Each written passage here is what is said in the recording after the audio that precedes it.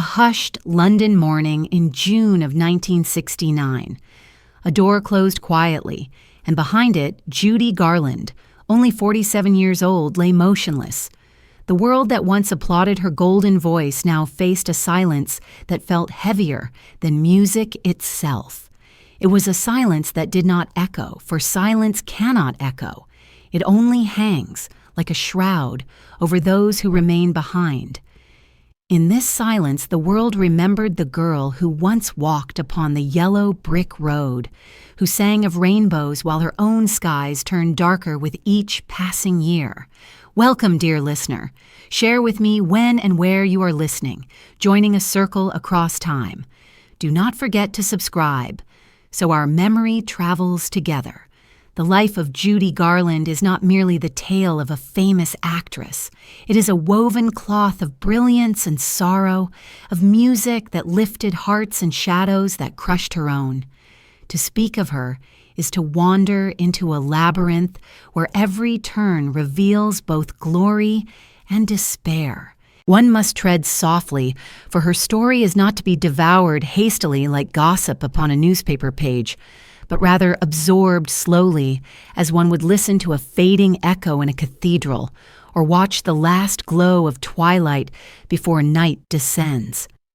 She was born Frances Ethel Gumm, a name plain and homely, far from the shimmer of marquise. Yet the child carried within her something the world could not ignore. Her voice was not just a sound but a current, carrying listeners away from the dull grind of their lives. That voice would become her blessing and her curse, her sanctuary and her prison. But before she was Judy Garland, she was simply a little girl in Minnesota, with parents who lived upon the stage and who brought her into a world of music before she even knew the meaning of play. Her story is not only about what happened upon the screen or within concert halls, but about the invisible chains of a studio system that molded young lives as if they were clay, stripping them of childhood and shaping them into idols. It is about how a nation that adored her songs failed to protect the woman behind them. It is about the longing for love and safety that she sought in many arms, yet never found. It is about the pills that gave her energy, then stole her sleep, then carried her toward oblivion. And it is about the peculiar beauty of her resilience, for even when nearly broken, she returned again and again to the stage, defiant, luminous, trembling, human. As we wander together through these 20 parts, we will not only recount events, we will pause by them, reflect upon them, ask what they mean. Was she merely a victim of Hollywood, or also its accomplice? Was her art inseparable from her suffering, or could she have been equally magnificent had she known peace? We will never know for certain, but in asking, we may come closer to understanding the fragility of all human glory. So let us begin at the beginning. Before there was Judy Garland, there was Frances, a small child with dark eyes and a voice that would not remain hidden. She was not yet famous, not yet tragic, not yet broken. She was simply alive, as children are, waiting to be formed by forces too large to resist. The year was 1922. The air in Grand Rapids, Minnesota carried the scent of pine and the weight of long winters. It was there, on the 10th day of June, that Frances Ethel Gumm was born, the youngest of 3 daughters to Frank and Ethel Gumm. Her parents were vaudevillians, performers who carried their small troupe from town to town, playing in modest theaters and halls where audiences sought escape from the harshness of ordinary days. The stage was their bread, their burden, and their only certainty. And into this world of painted backdrops and flickering lights, little Frances was carried, not into a nursery, but into a performance. The family soon moved to Grand Rapids Modest Theater, which Frank managed. It is said that the baby, barely able to stand, would already respond to music with small gestures, as if music were her natural language rather than learned skill. Children usually play with toys. Frances played with melodies. Before her words were complete, her songs were. There was no introduction to art, no first lesson, only immersion. She was not given a choice, for in families of performers, children are not simply raised, they are rehearsed. Her earliest memories, if she ever spoke of them, must have been soaked with stage lights, dust, and the murmur of audiences settling into seats.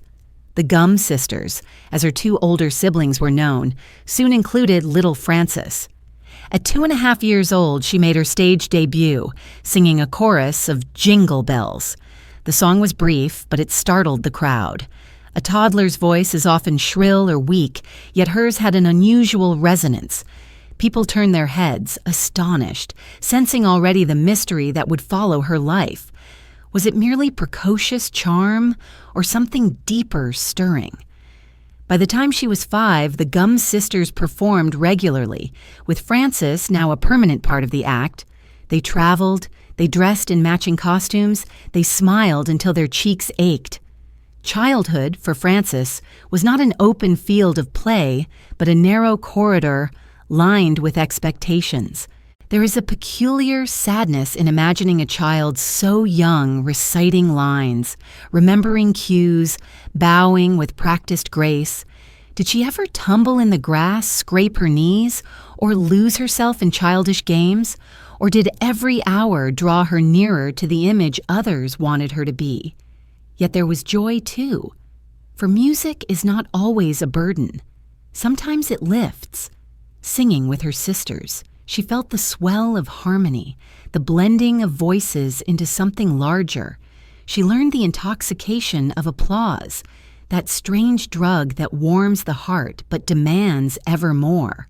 The crowd's approval was her earliest reward, and once tasted, it could not easily be forsaken. The Gum family's life was not stable. They moved westward, finally settling in California, hoping for greater opportunities. California in the 1920s was already shimmering with the promise of cinema, though vaudeville still lingered. The sisters performed in theaters that smelled of velvet seats and popcorn, their mother, Ethel, driving them forward with relentless ambition.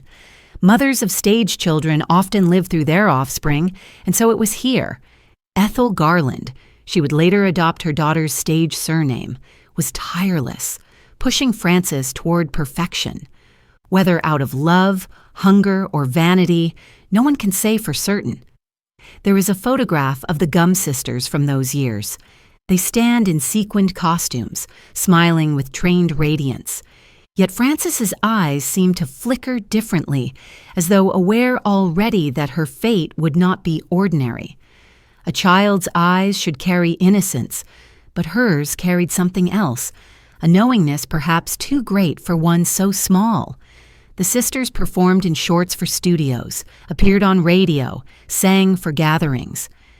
Fame was still distant, but the seed was planted. And yet behind the performances lay whispers of family troubles. Frank Gum, her father, faced rumors of personal scandal, a man whose inclinations were at odds with the conventions of his time. The family, always in motion, carried with it both hope and tension. For Frances, the stage was both a sanctuary and a stage of confusion, where she learned that appearances could never fully match reality. One wonders, had she been born into a quieter household, would she still have sung? Would her voice have emerged in school choirs or church gatherings rather than smoky vaudeville theaters? Or was her destiny so bound to her gift that nothing could have prevented it? The question lingers, unanswerable, yet essential, for it shapes how we understand her path. The small girl with the wide voice was already being noticed beyond her family's circle. Those who heard her remarked that she did not simply sing notes, she carried emotion. Where did that emotion come from in one so young? Perhaps from the unease of her home life, perhaps from absorbing the sorrows of adults around her, perhaps from something innate and mysterious. Not all gifts can be explained, and hers was such a gift. By 1934, the Gum sisters had become a minor act, playing theaters and film shorts, yet the family longed for more. Frances, barely 12, had already lived on the stage for a decade. Childhood was nearly gone. replaced by performance after performance. She did not know yet that a studio would soon reshape her, rename her, and erase Frances Ethel Gum in favor of Judy Garland. But already the path was marked. Already the first act of the tragedy was written. And so we leave her here for now, a small girl under hot footlights, her dark eyes squinting against the brightness, her voice filling a theater too large for her tiny frame. The applause comes, rolling toward her like waves, yet she cannot know that it will one day drown her. The echo of a director's clapboard has a peculiar quality. It is sharp, decisive, and final, yet it is also the sound of beginnings, the command that tells actors and singers and dancers that the time for rehearsal is over, that the camera is rolling, that nothing can be undone. For young Frances, soon to be Judy, the clapboard marked the passage from a wandering vaudeville life into the machine of the great studios, where childhood was bartered for contracts and dreams were reshaped into commodities. By the time she was 12, Frances had already attracted the attention of MGM. Her voice was too rich, too commanding for the small circuits of vaudeville, and the family knew this. It was her mother, Ethel, who pushed most ardently, driving her youngest forward with the will of someone who saw in her child's talent a path out of uncertainty. Ethel did not hesitate. She encouraged auditions, arranged meetings, cajoled, pressed, and demanded. The family's fortunes were bound to the girl's voice, and so the girl was marched forward like a soldier into the ranks of entertainment. MGM in the 1930s was not merely a studio, it was an empire. Within its walls, stars were created with the precision of industry. They were not allowed to remain who they were. They were polished, altered, renamed, molded. Frances Ethel Gum, plain sounding, was judged inadequate. A new name was required, something sparkling, something that could float above a theater marquee like a beacon. Accounts differ as to how the name was chosen. Some say it was borrowed from a popular song, others from a fellow performer. But what mattered was not the source. What mattered was the erasure. The girl was reborn as Judy Garland, and with the new name, the past began to vanish. It is a curious thing to rename a child. What happens to the self when the world refuses the name you were given at birth? Does the old self retreat into silence, becoming a hidden companion, or does it simply dissolve, leaving only the mask? In Judy's case, perhaps both occurred. Frances remained somewhere inside, quiet and bruised, while Judy stood before cameras, bright and obedient. The studio, with its carefully written contracts, dictated the rest. Judy Garland was placed under the iron grip of the MGM system, which did not view its stars as children or even as individuals, but as investments. And investments must yield. Her schooling was arranged on set, supervised by teachers who cared more about schedules than growth. Her hours were long, her lessons were brief, and her life was managed by others. She was fed lines, songs, and routines. The girl who once sang with freedom on small stages now sang under strict direction, every movement scrutinized, every expression rehearsed. But perhaps the cruelest aspect of her transformation was not in name or schedule, but in the war against her own body. Executives determined that Judy did not look like the typical ingenue. She was not blonde, not tall, not sculpted into the delicate shapes Hollywood prized. They labeled her plain, a word that would wound her for the rest of her life. She was placed on strict diets, her meals monitored, her body judged. One day she might be given soup, the next day only lettuce. Studio handlers even resorted to more insidious measures, pills. It was here, in her adolescence, that Judy first encountered the small capsules that promised energy, control, and thinness. At first, they were offered casually as tools to keep her awake for long shooting days or to suppress her appetite. Soon they became part of her daily life. Pills to wake, pills to sleep, pills to suppress, pills to soothe. A girl of 14 or 15 should have known the freedom of careless afternoons, yet Judy's bloodstream became a battlefield of chemicals designed to maintain the studio's illusion. The contradiction is haunting.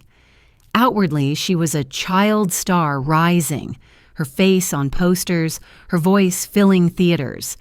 Inwardly, she was already a prisoner, her mind and body subject to the will of men who saw only profits. Can one imagine the confusion of such years? To be adored by millions yet criticized relentlessly in private, to be praised for talent while condemned for appearance, to be celebrated as a symbol of joy while being denied the simple joys of youth. And yet, even within this cage, her gift could not be extinguished. The studio saw it, audiences saw it, and Judy herself must have felt it, though perhaps with both pride and pain.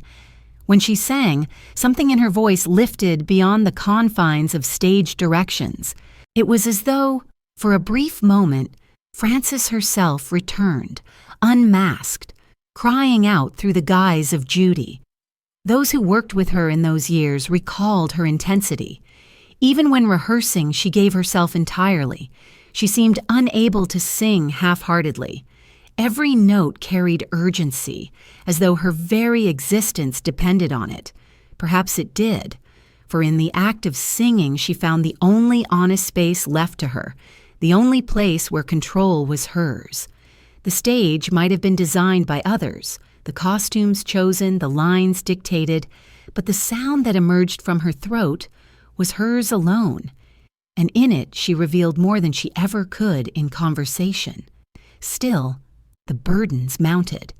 The days were long, the expectations endless, the applause both intoxicating and enslaving. The more she gave, the more was demanded, and the pills, silent companions, began their slow, patient work, altering not only her body, but her sense of self. Was she awake because she wanted to be, or because chemicals forced her? Was her energy natural or manufactured? Already the line blurred, and once blurred, it would never again be clear. As adolescence gave way to her later teenage years, the studio prepared her for the role that would define her forever. She was to be Dorothy Gale in The Wizard of Oz. It was a part that required innocence, yet also depth, and few doubted that Judy could deliver both.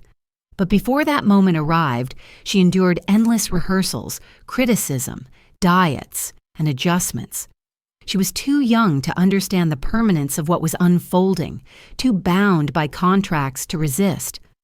The sound of the clapboard still lingered in her ears. It marked the end of childhood. It told her, again and again, that from this point forward, her life was not her own. And so the girl once known as Frances squinted once more against the bright lights, listening for her cue, preparing to walk a yellow brick road that led not only to fame, but to sorrow. The rainbow was not yet in sight, but its promise shimmered faintly, distant, unreachable, and soon it would become both her anthem and her lament. The rainbow dissolves into darkness backstage, and from that darkness a single note rises. It is not yet the famous song, not yet the line that will echo through decades, but the first breath of a girl preparing to become a symbol. The world would soon know Judy Garland as Dorothy Gale, yet in that moment she was still balancing between two identities, one fading, the other overwhelming. In 1938, the studio prepared The Wizard of Oz, a film that sought to capture the imagination of a nation weary from depression and anxious as war clouds gathered overseas. It needed a child to carry its heart, a voice pure enough to reach across ages, yet strong enough to sustain the weight of fantasy. Judy, at 16, was chosen. She did not look like Shirley Temple, the golden ideal of the era. She was darker, more fragile, less ornamental, and perhaps that was why she was right. The studio clothed her in gingham and braided her hair. They bound her figure to appear younger, pinned her chest to erase womanhood, pressed her back into childhood that was already gone. It is cruel, perhaps, that she was never allowed to simply be her own age. As a girl, she was forced to be older. As a young woman, she was forced to be younger. Time itself became a costume she wore but never inhabited. The filming was long and arduous. Hours beneath hot lamps, endless takes, the demands of perfection. Judy was exhausted, and the studio's answer was always the same. Pills to lift her, pills to quiet her, pills to keep her thin. Even Dorothy, symbol of innocence, was born from a pharmacy. One wonders if the magic of Oz is not, in truth, the tragedy of what was sacrificed to create it. And yet, amid the exhaustion and control, came the moment that would define her forever. Over the Rainbow. A song simple in melody, yearning in lyric, placed in the mouth of a child who already knew longing too well. Judy's recording of it remains one of the most haunting musical performances of the 20th century. She did not sing it as a girl imagining a distant land. She sang it as someone already exiled from her own innocence, pleading for a place where the burdens would fall away.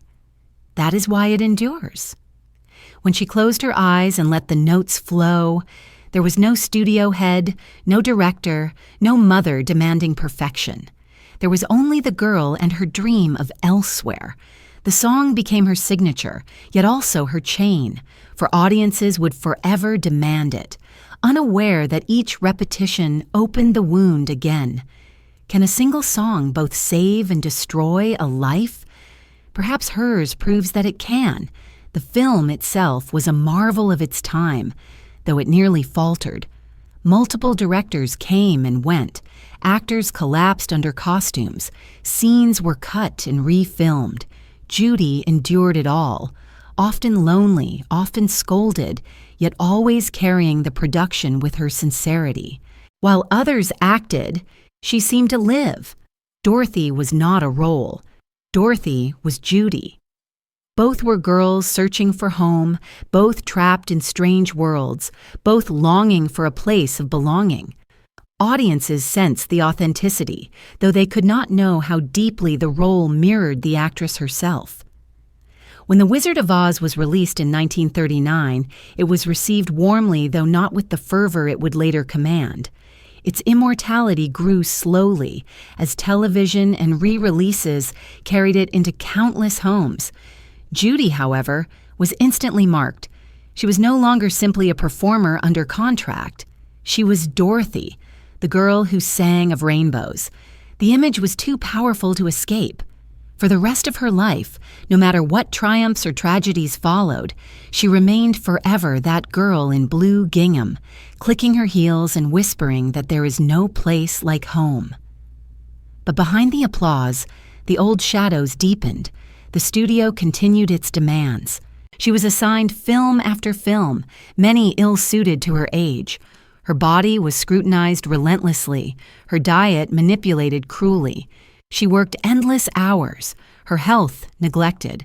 Those around her praised her talent, but offered little protection. The machine of Hollywood consumes, and she was one more sacrifice upon its altar. And yet, she shone. On screen, her eyes carried light. Her voice lifted scenes into something transcendent. Even in minor films, audiences felt the strange truth of her presence. She could not hide emotion. It spilled into her performances like water seeping through cracks. Perhaps that is why she was loved so deeply. Viewers felt they were not watching an actress, but encountering a soul. The contradiction grew. She was adored, yet she was never allowed to rest. The applause that seemed to bless her also imprisoned her, and always there was the song, echoing, Over the Rainbow. What began as a single performance became a burden she would carry until her final days. Each time she sang it, she relived not a dream of escape, but the reminder that she never truly escaped at all. As the rainbow faded from the screen, backstage remained as dark as ever. The applause echoed in her ears, but when the curtain closed and the lights dimmed, she returned to the same battles. Exhaustion, self-doubt, the unrelenting hand of the studio, the pills at her bedside. A rainbow is light refracted, fleeting, intangible. Judy reached for it again and again, but it dissolved each time she grasped it, leaving only the darkness. And so we leave her here, standing beneath stage lamps that burn too hot, smiling as the cameras roll, her voice carrying longing into every theater. The rainbow hovers, shimmering, yet even as it glows, it begins to dissolve into a mirror's reflection, a mirror in which she will struggle to recognize herself. The mirror shatters, though not in a single violent crash, but in a slow and silent breaking. Every glance, every whispered comment, every comparison became another crack across the glass in which Judy tried to see herself. The girl who once sang with ease now found that her body itself had become a battleground. MGM had decided she must fit into their idea of a star. Yet their idea changed with the seasons, and her reflection never seemed to match. They told her she was too round in the face, that her nose was wrong, that her teeth must be fixed, that her figure needed reshaping. They bound her, strapped her, altered her costume to erase the marks of growing into womanhood. She was made to diet obsessively, her meals controlled down to each morsel. Studio handlers hovered over her plate, ready to scold if she reached for bread or butter. The cruelty was casual, spoken as though it were kindness, but it cut into her deeply. At times, she was given little more than chicken soup or black coffee to carry her through grueling 12-hour filming days. And when her body still rebelled, when exhaustion drooped her eyes, pills were slipped into her hand, stimulants to wake, depressants to sleep, uppers to keep her thin. This was her adolescence. While other girls of her age whispered secrets to friends or giggled over dances, Judy swallowed tablets and forced herself to smile on set. The pressure bore into her mind. She began to see herself as they saw her, inadequate, flawed, forever in need of correction. Mirrors became enemies, reflecting not the girl she was, but the distorted figure the studio insisted she must become. Each time she looked, another crack spread across the glass until she could no longer trust the image staring back at her. Did she see Judy, the star? Did she see Francis, the child? Or did she see nothing at all?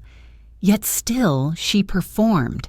Her voice remained untarnished, flowing out with the same aching beauty that had first drawn audiences to her. The contradiction is almost unbearable.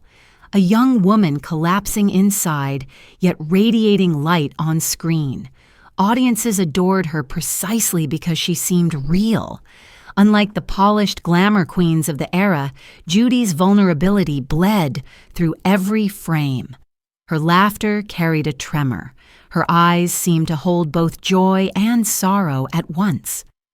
Viewers leaned toward her because she reflected their own struggles, even while she was being destroyed by hers. In films such as Babes in Arms with Mickey Rooney, she was cast as the girl next door, wholesome, cheerful, always supportive of the male lead. She and Rooney became an on-screen pair beloved by audiences. Off-screen, the two shared friendship and camaraderie, yet even there, Judy could not escape the pressures. While Rooney was praised for his charm, Judy was reminded constantly that she must not gain weight, must not appear older than she was. Even friendships were filtered through the studio's control. It is easy now to view these films as quaint musicals of a bygone age, full of youthful energy and innocence. But behind every cheerful dance number lay sleepless nights, hollow stomachs, and the constant fear of disappointing the men who signed her contracts. Judy carried that fear into adulthood, a shadow that never left her. Was her laughter ever entirely hers, or always a performance demanded by others? The question lingers like smoke that refuses to disperse. The more the studio shaped her, the more fragile she became. She suffered from insecurity so deep that compliments slid off her like water, while criticism pierced straight into her core. She could not believe in her own beauty. for it had been denied to her too many times. She could not trust her own body, for it was constantly policed, and she could not rely on rest, for rest was stolen by endless work and interrupted by pills. And yet, even in this state, Judy gave the world performances that glowed. She lifted songs into something transcendent, her voice capable of carrying both innocence and wisdom. When she sang, she seemed to draw from a well of emotion deeper than her years should have allowed. Perhaps suffering sharpened her gift, though at what cost? It is a cruel thought that what made her extraordinary was also what consumed her. As the 1940s dawned, Judy was no longer a child star, but not yet an adult woman in the eyes of the studio. She was trapped in transition, expected to embody youth while longing for maturity. She was married off in films, yet treated like a child behind the scenes. The contradictions grew heavier, the shadows darker. And through it all, she kept returning to the mirror, looking for herself, only to see fragments scattered across the glass. The sound of breaking glass never truly leaves. It echoes in the mind, reminding one of what is lost, what cannot be repaired. Judy's sense of self was splintering, and though she did not yet know it, the pieces would scatter across the rest of her life. And so we leave her here, standing before a mirror that no longer comforts her, listening to the faint crackle as another line spreads across its surface. She reaches out as if to touch her reflection, but the glass is cold, and the face staring back seems to belong to someone else entirely. The door closes softly within a Hollywood home, its sound carrying more weight than its small echo should allow. A door closing can mean comfort, the shutting out of the world, or it can mean distance, the separation of two lives. For Judy Garland, that sound marked her first attempt at building a private life beyond the gaze of the studios, her first fragile promise of love. Yet as with all things in her life, love would not remain simple. She was still scarcely more than a girl when she entered into her first marriage with David Rose, a band leader known for his music and his smooth presence. The year was 1941, Judy only 19, already exhausted from years of studio control, already aching for someone to offer her stability. David was older, more experienced, and for Judy, he represented not only romance, but escape, a doorway into a world beyond the watchful eyes of MGM. When she stood with him, she must have felt for a brief moment that she could be Frances again, not Judy, not Dorothy, not the girl next door crafted by scripts and costumes, simply Frances, a woman in love. But marriages made in youth, under pressure, often carry the brittleness of glass. Her mother disapproved, the studio fretted, her friends were uncertain. Judy's heart, however, pressed forward. She longed for love, longed for a companion who would look at her not as a commodity, but as a woman. Perhaps in the warmth of David's music, she believed she had found such a partner, yet the reality was different. Rose was not unkind, but he was distant, already entangled in his own world, his own ambitions. The two lived in overlapping circles, but not in harmony. Judy's career consumed her, and the studio demanded her presence as though she belonged to them more than to herself or her husband. Their marriage became a quiet struggle, two people bound together yet moving apart. The shadow of Judy's youth lingered. She was still learning who she was, still grappling with the fractured reflection in the mirror. To seek stability in another while one's own ground is shaking is a perilous hope. Love in its truest form requires a center from which to give. Judy had no such center. She was already hollowed by years of demands, already weakened by insecurities and sleepless nights. The studio did not respect her union. Contracts and schedules dictated her days, keeping her from the rhythms of married life. The roles she played in films were often more vivid than the role of wife she was trying to inhabit. She could sing of devotion on screen, act out the joy of romantic triumph, But in her own home, the silence between her and David grew. Silence can be louder than arguments, for in silence one feels the absence of connection, the slow erosion of intimacy. It was during this time that Judy's struggles with her body and her health deepened. She longed for comfort, yet the demands of Hollywood never paused. David, unable or unwilling to understand the full depth of her suffering, offered little sanctuary. They shared moments of companionship, yes, but not the anchor she so desperately sought. Within a few years, their marriage frayed, ending quietly without dramatic scandal, but leaving Judy with a deeper sense of loneliness. It is tragic to consider how often she sought salvation in love, only to find disappointment.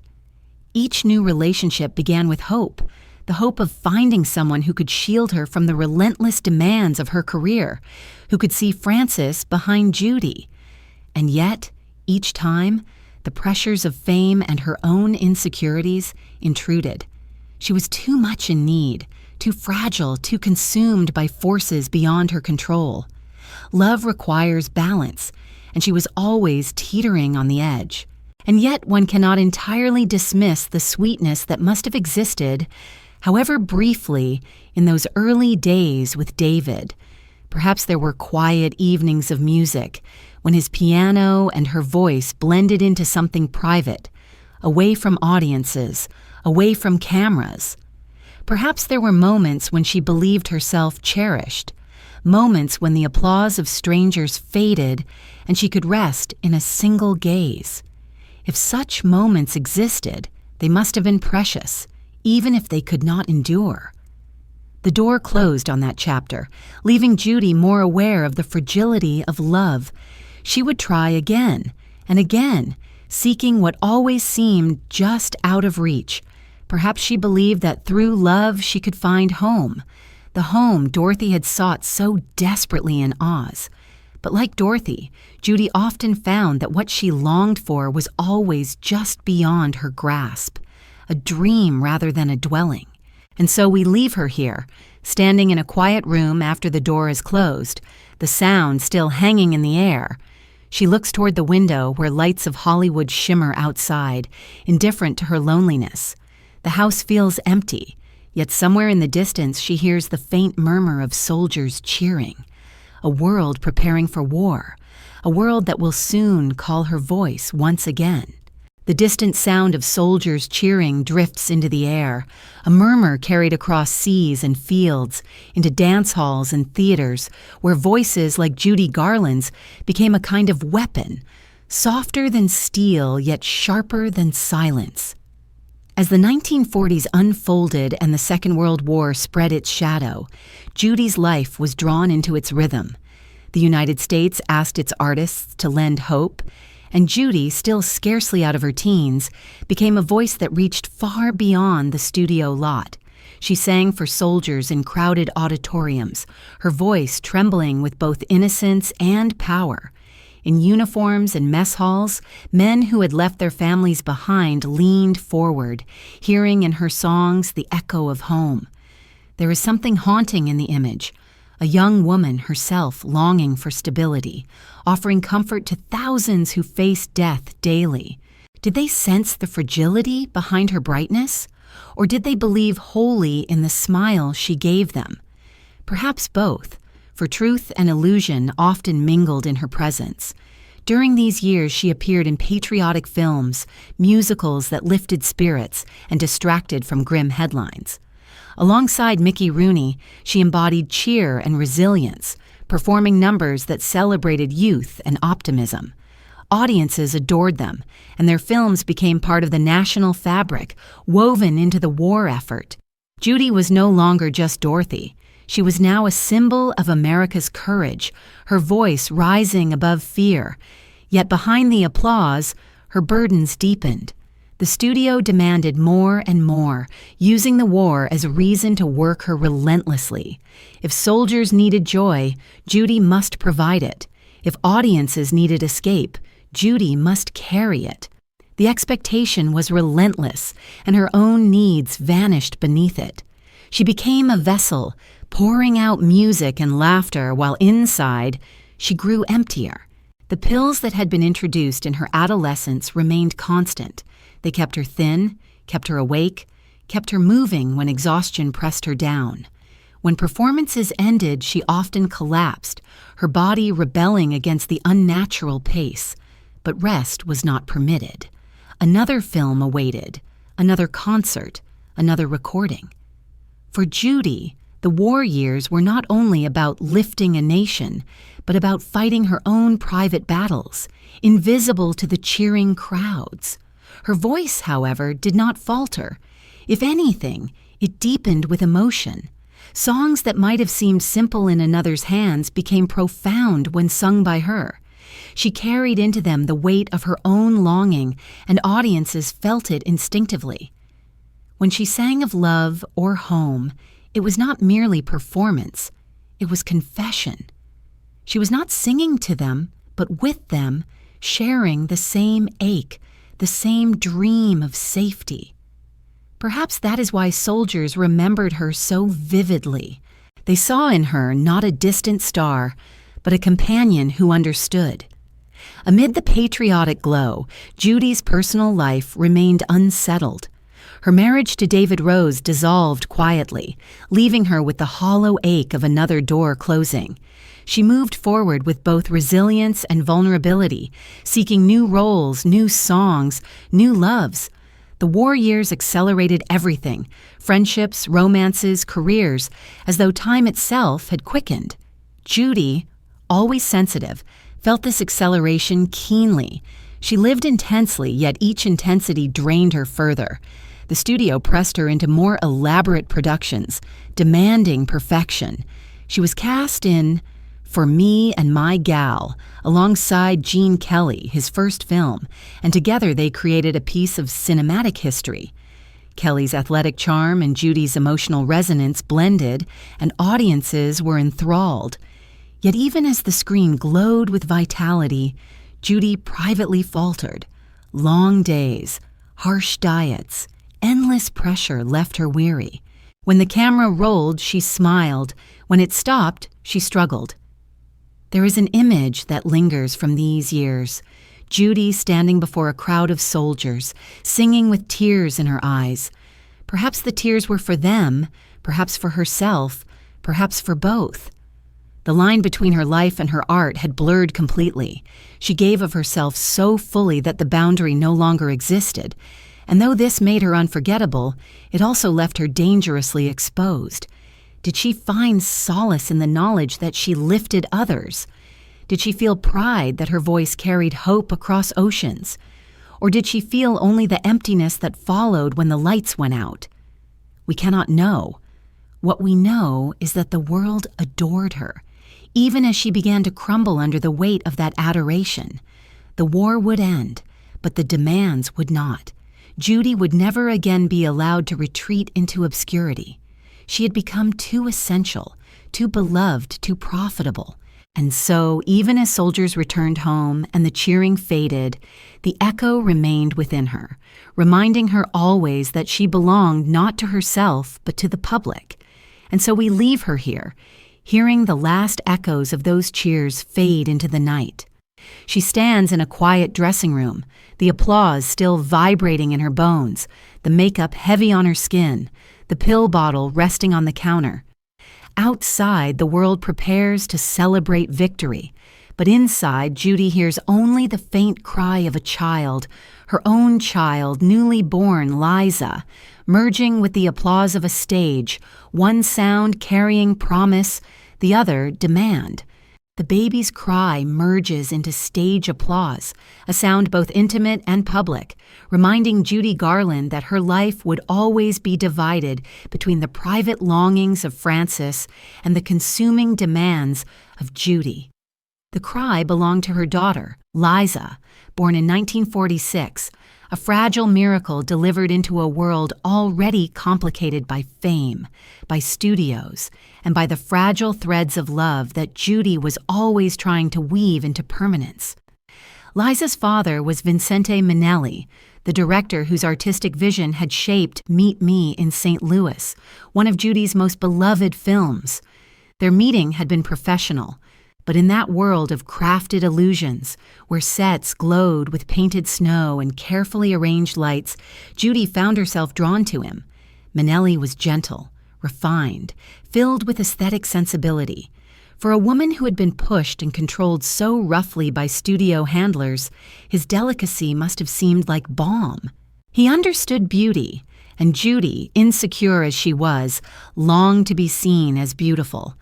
With Vincente, she may have felt for a moment not a commodity, but a muse. Meet Me in St. Louis itself was a turning point. Released in 1944, it placed Judy not as the awkward teenager, nor as the dreamer of Oz, but as a young woman glowing with vitality.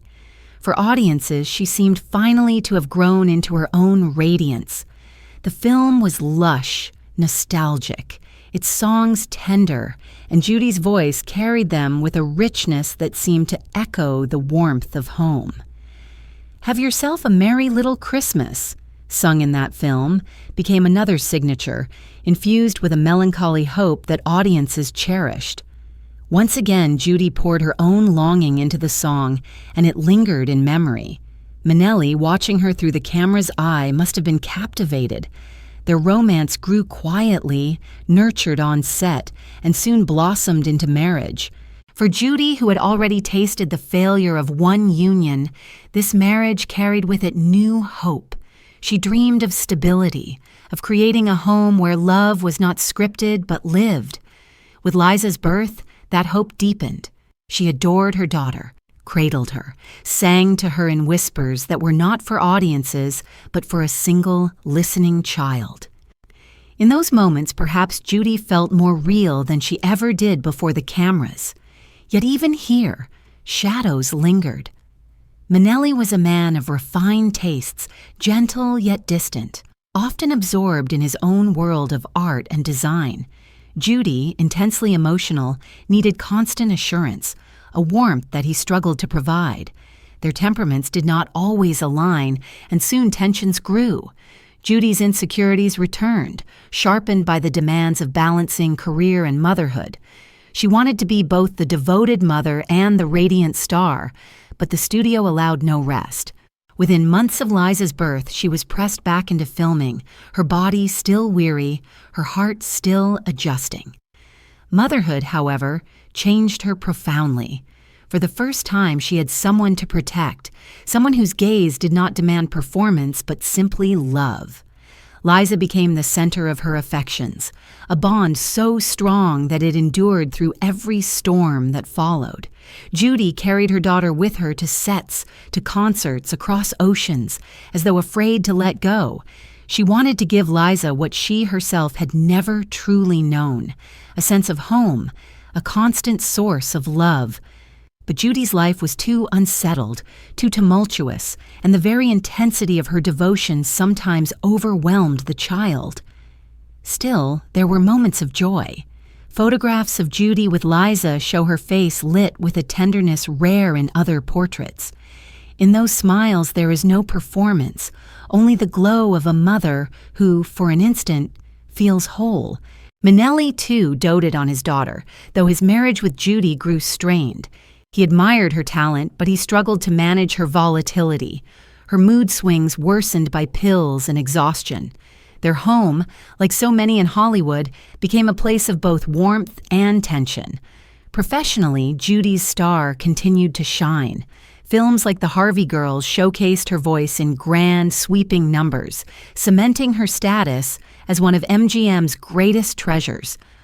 Audiences saw a woman, blossoming into maturity, radiant on screen. Yet behind the scenes, her health faltered.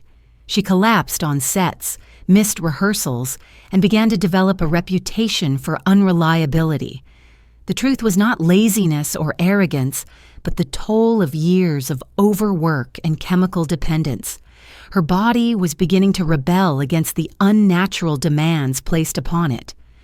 The contrast between the glowing image on screen and the weary woman at home grew sharper. At night, she often lay awake, restless, clutching pills that promised rest but rarely delivered it. She feared disappointing those she loved, feared losing her career, feared being unloved. Fear became her constant companion, even as her voice continued to enchant millions. Minnelli, though devoted in his own way, could not anchor her storms. Their marriage, like her first, began to fray. By 1951, it ended in divorce, another door closing, another promise broken. Judy was left with Liza, her beloved daughter, as both comfort and responsibility. She threw herself into motherhood, but the studio demanded her return, and once more she was caught between roles, the tender mother and the tireless star. Looking back upon this period, one senses that Judy's life was always torn between these dualities: private love and public adoration, fragility and strength, exhaustion and performance. With Minnelli, she glimpsed the possibility of stability, yet it slipped away. With Liza, she experienced the truest bond of her life, yet even that was marked by the shadows of her struggles. And so we leave her here, holding her daughter close, the applause of a stage mingling with the soft cry of a child. Outside the window, the city hums with lights and noise, demanding her return. Inside, she whispers a lullaby, her voice trembling not with performance but with raw tenderness. Yet already the curtain calls are rising, the spotlight waiting, ready to pull her once again from home into the endless cycle of performance. The spotlight fades mid-performance, its glow dimming not because the lamps lose power, but because Judy herself can no longer hold steady within it. In the late 1940s and early 1950s, the cracks that had long been hidden beneath her brilliance widened into view. The audience might still have heard the soaring voice, still seen the radiant eyes, but behind the curtain she was unraveling, her body faltering, her spirit breaking beneath years of strain. By now, Judy Garland was not simply a star. She was an institution. MGM had invested over a decade into her, sculpting her image, binding her life to their schedules. But the machinery that once carried her forward now began to grind against her. She collapsed on sets, was late to rehearsals, missed shooting days entirely. Directors grew frustrated, producers anxious. Rumors spread of her unreliability, of a diva's temperament, though the truth was far more tragic. Her body and mind were caving under the relentless toll of overwork, sleeplessness, and dependence on pills. In 1947, she suffered what was described as a nervous breakdown. It was not her last. She was placed in hospitals, treated with little understanding of the deeper wounds she carried. The medical world of her time offered little compassion for mental illness, often reducing it to exhaustion or hysteria. Judy, still in her 20s, was already seen as fragile, broken, a liability. Yet how could she not break when every waking moment was demanded by others? The studio, never sentimental, began to withdraw its patience. MGM had relied on Judy to carry some of its most beloved musicals, but when her absences threatened production schedules, executives looked elsewhere. Other stars rose, more compliant, more stable, and Judy felt the cold edge of abandonment. For a woman who had been told from childhood that her worth lay in performance, the threat of being discarded was unbearable. During this time, her marriage with Vincente Minnelli dissolved, leaving her once again alone. She had hoped marriage would provide grounding, but it slipped through her grasp. She turned more intensely to her daughter Liza, clinging to the bond that gave her life its truest meaning. Yet even motherhood could not shield her from the demands of her career. Bills piled, contracts pressed, and the need to return to the stage grew urgent. There was a painful irony in these years. On screen, Judy appeared in roles that radiated joy, in musicals that celebrated community, resilience, romance. Films such as Easter Parade alongside Fred Astaire dazzled audiences, convincing them she was at her peak. But behind the scenes, she was crumbling, each performance wrung from a body that could barely endure another day. The illusion of vitality became a prison. She smiled because she had to, sang because the world demanded it, even when her heart faltered. Her dependence on medication deepened. Pills to rise, pills to rest, pills to numb the anxiety that never left her. Doctors prescribed them easily, studios provided them readily. No one seemed to question the long-term cost, or perhaps no one cared. Judy herself likely believed she needed them, for without them she could not meet the expectations pressing down upon her. Yet each pill took something in return: her stability, her clarity, her trust in her own body. In 1950, after a series of delays and breakdowns, MGM finally severed its ties with her. The studio that had created Judy Garland now cast her aside, deeming her too difficult, too unstable. The girl they had molded from Frances into Judy was no longer profitable, and so they let her go. For Judy, it was devastation. She had given them her youth, her health, her very identity, and now she was left with nothing but her voice and her fragile body. What must it have felt like? To walk away from the studio lot for the last time, to leave behind the sets and sound stages that had both imprisoned and defined her. Was it liberation or exile? Perhaps both. The silence after years of relentless filming must have been deafening, yet within that silence was also terror. How would she survive? Where would she go? Who was she without MGM? She attempted to return, to rebuild. Concerts and recordings offered new avenues, and her audiences remained loyal.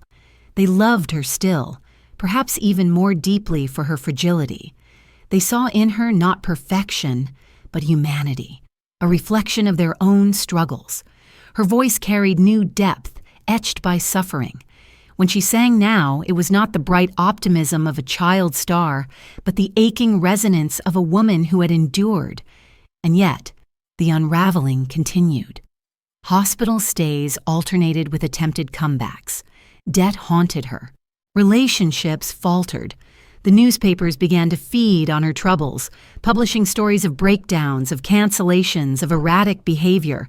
Scandal clung to her name, not in the form of lurid affairs, but in the form of public collapse. For a star once celebrated as the symbol of hope, it was a cruel inversion. Still, within the shadows, her flame did not extinguish. Even in her weakest moments, when she could barely summon the strength to stand, if she managed to reach the stage and open her mouth, magic returned. Audiences rose to their feet, weeping, cheering, holding her aloft with their devotion.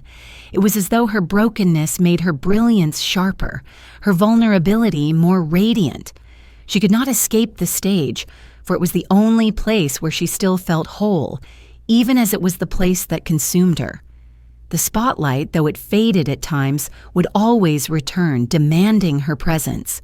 Judy Garland could not step entirely away, nor could she endure fully within it. She lived suspended between collapse and triumph, unraveling and rebirth, shadow and light. And so we leave her here, standing before a curtain that has just dropped, the applause still ringing in her ears, even as her knees tremble. The spotlight dims to nothing, leaving her in darkness, alone, the silence pressing upon her. Yet in the distance, faint but unmistakable, another ovation begins to build. The echo of Carnegie Hall, where she will rise again in fire and triumph. The echo of Carnegie Hall applause rises like thunder through the dark, each clap a reminder that even the most fragile voices can ignite a blaze when they dare to return. It was 1961, a night etched forever into the memory of music, when Judy Garland stepped onto the stage of Carnegie Hall and reclaimed not only her career, but her very soul. By then she had endured collapse after collapse. MGM was long behind her. The studios had cast her aside, scandals had bruised her name, and her health was battered. Yet within her still burned a voice, scarred, yet unextinguished. When she announced her concert at Carnegie Hall, some doubted she could deliver, imagining she might falter again. But on that April evening, the hall filled with an energy that even history could not dim. Every seat was occupied, every heart leaning forward. The orchestra swelled, the lights shone, and Judy appeared, not as Dorothy, not as the ingenue of bright MGM musicals, but as a woman who had suffered and survived. The audience rose to their feet before she even sang a note, a standing ovation of love, forgiveness, and expectation. And when she opened her mouth, what emerged was not the flawless tone of a sheltered starlet, but the burning resonance of a survivor. Her voice cracked at times, bent beneath emotion, yet each imperfection carried more power than polish ever could. Song after song poured forth, standards, ballads, numbers that had carried her across decades. The audience responded not as passive listeners, but as participants, gasping, cheering, weeping. Frank Sinatra would later call it the greatest night in show business history. And even now, the recording is known as the greatest live performance ever captured. Judy's fire lit the hall, her brokenness becoming her strength. Why did that night matter so much? Perhaps because it revealed the truth of her artistry. She did not sing despite her pain, she sang through it. Every tremor, every breath carried the history of her struggles. Audiences did not want perfection. They wanted her. They wanted the raw humanity that had always glimmered beneath the Hollywood gloss. In that moment, Judy Garland was no longer an artifact of a fading studio system. She was an artist in full, commanding, irresistible, unforgettable. The concert revitalized her career. Headlines spoke of triumph, of resurrection, of a star reborn. Record sales soared, and for a brief time, Judy basked in adoration, not tinged with pity, but with awe. Yet the irony was sharp. The very intensity that made her concert unforgettable was also the fuel of her instability. She gave everything to the stage, every shred of herself, and when the curtain fell, she was left drained, trembling, vulnerable. Triumph on stage meant emptiness off it. Still, for that night and the months that followed, she carried the glow of victory. She toured. She recorded. She stood before adoring audiences once again. She had proven her doubters wrong, proven that even after being discarded, she could blaze brighter than ever. Yet within her lingered the same shadows, the pills, the sleeplessness, the loneliness, the longing for love that never seemed steady. Applause can warm, but it cannot embrace. Cheers can uplift, but they cannot soothe. Perhaps that is why her Carnegie Hall triumph feels both glorious and tragic. It was the peak of her artistry, the moment when she became eternal. But it was also a reminder that she could not live without the stage, even though the stage consumed her. Audiences demanded the broken brilliance, and Judy could not refuse them, even when it cost her health, her peace, her very life force. The ovation at Carnegie Hall did not end when she left the stage. It followed her into the night, echoed in her memory, reminded her always of what she could achieve when her flame burned at full. But applause fades and silence returns, and Judy feared silence most of all. In that silence, the pills waited, the doubts whispered, the loneliness pressed, and so we leave her here, standing at the edge of the stage, bowing as the ovation shakes the hall, tears glistening in her eyes. The curtain falls, the lights dim, yet the sound of applause lingers, rising and falling like waves long after the orchestra has packed its instruments away. Somewhere in the distance, the sound of footsteps begins to retreat, leaving her once again in the echo of triumph and in the ache of absence. The footsteps fade into distance, hollow on a corridor floor, each step carrying the sound of departure that Judy Garland came to know too well. Applause may have followed her from Carnegie Hall, but behind closed doors it was footsteps leaving that filled her nights. Love was what she longed for most deeply, and love was what slipped away most often. Her first marriage to David Rose had crumbled quietly. Her second to Vincente Minnelli dissolved amid differences of temperament and her growing instability, and soon after she sought warmth again in the arms of others. It was as though Judy, whose own childhood home had been unsettled, forever searched for the stability that had been denied her since birth. But she searched with the intensity of a soul aflame, demanding from men what no man could ever wholly provide: safety from her own shadows. After Minnelli, she married Sidney Luft, known as Sid, a man who became not only her husband but her manager, her protector, and at times her adversary. Their union was filled with both devotion and turbulence. He helped arrange her legendary Carnegie Hall concert, guided her toward new opportunities, believed fiercely in her talent. With him, she bore 2 more children, Lorna and Joey, extending the family she cherished. For a while, it seemed she had found an anchor, someone who could manage her career and shield her from ruin. But Sid, too, carried flaws. He was strong-willed, often controlling, and their relationship was marked by shouting, reconciliations, reconciled betrayals. They clung to one another as drowning figures cling in water, sometimes saving, sometimes pulling each other further down. Judy's volatility, her insecurities, her dependence on pills and alcohol collided with his temper and his own appetites. Their marriage stretched across more than a decade, yet it was marked by storms as fierce as any she faced on stage. Beyond marriages, there were affairs, brief entanglements, desperate attempts to hold on to intimacy. Men were drawn to her brilliance, her fragility, the way she seemed to need them utterly. But that very need overwhelmed, suffocated, drove them away. Again and again she was left staring at a closed door, listening to receding footsteps. Each departure cut her deeper, each abandonment confirming her fear that she was unworthy of lasting love. And yet she never stopped searching. Perhaps she could not. For Judy, love was not simply desire. It was survival. Without it, she felt adrift, exposed. With it, she felt hope, however fleeting. It is easy to judge her choices, the rapid remarriages, the tangled romances. But to understand her is to recognize the desperation behind them. The stage gave her applause. Men promised her shelter. But both demanded more than they gave, and both left her weary. Her children remained her truest attachments. With Liza, Lorna, and Joey, she found a kind of unconditional bond. But even here, the chaos of her life intruded. Her constant touring, her financial troubles, her breakdowns, these left the children caught between devotion and instability.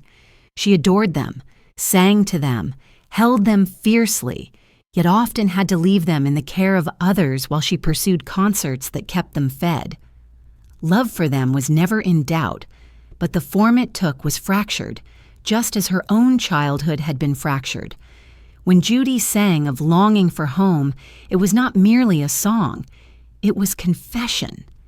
She was Dorothy forever, clicking her heels, whispering that there was no place like home, yet never arriving there herself.